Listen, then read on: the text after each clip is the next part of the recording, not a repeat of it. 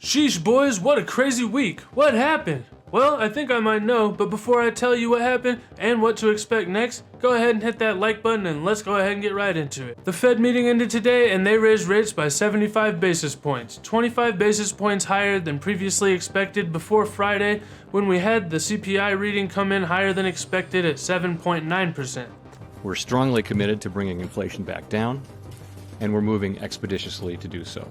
Before that, everyone was expecting the Fed to do a 50 basis point rate hike this month, but then all the markets took a huge stinky dump on Monday when the stock market opened back up.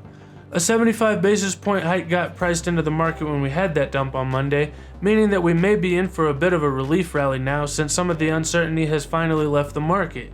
But I expect that it won't be long-lived and we could be continuing to see sideways momentum while we still haven't seen inflation reach a peak yet. It is essential that we bring inflation down if we are to have a sustained period of strong labor market conditions that benefit all. The Fed likes to be transparent and communicate their plans clearly so as not to shock the markets and lose control over people's expectations. In my opinion, since it was already priced into the market, the Fed probably made the right decision by doing a 75 basis point hike.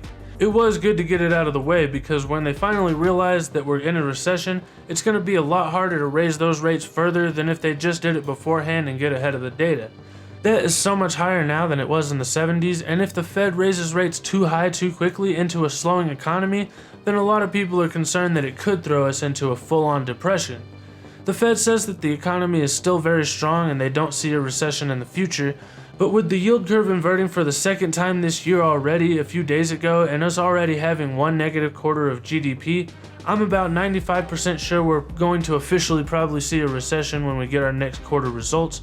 And I think that a 75 basis point hike made the most sense because if the Fed does want to have any leverage to stimulate the economy in the event of a prolonged and brutal recession and potentially be able to steer us away from the possibility of depression, they will need to have rates high enough that they can lower them again when the time does come.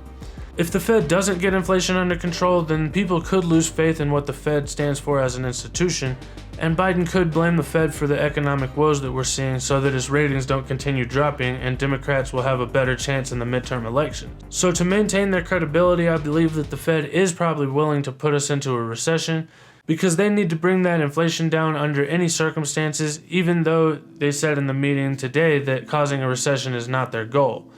Just because they don't see a recession coming doesn't mean that we're not going to have one, because they also thought that inflation was going to be transitory, and you see how wrong they got that. So that could mean that more pain is still to come for the markets if inflation doesn't start to come down in the next CPI release.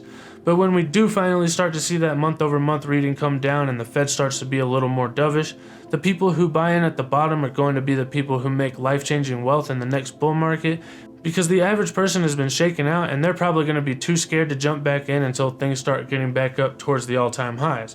And at that point, most of the best days of the bull market will have already been gone, and they will have missed out while you were ready with your bags packed when the next rocket blasted off and went to the moon.